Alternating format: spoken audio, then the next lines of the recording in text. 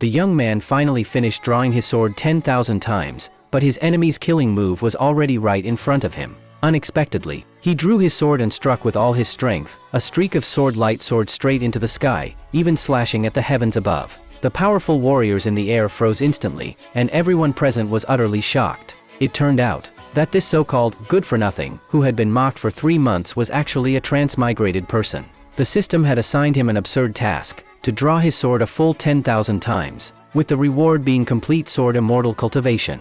So the young man began to draw his sword frantically. He kept drawing it even while chatting, held the sword in his hand during his afternoon nap, and continued drawing it even when his master was lecturing on Tao. In others' eyes, he was simply obsessed to the point of madness, but he didn't care at all. Soon, the martial arts tournament arrived. Other opponents provoked him arrogantly, openly mocking the young man as a well-known loser. His senior sister couldn't stand it any longer and stepped onto the arena to fight back, but she was seriously injured after just a few moves. The enemy stepped on his senior sister with one foot and continued to taunt, saying that there was not a single capable person in their sect. To buy time to finish drawing his sword, the young man kicked his scheming junior brother onto the arena. As a result, the junior brother knelt down and surrendered in an instant. Unexpectedly, the junior brother took revenge in return and kicked him onto the arena too.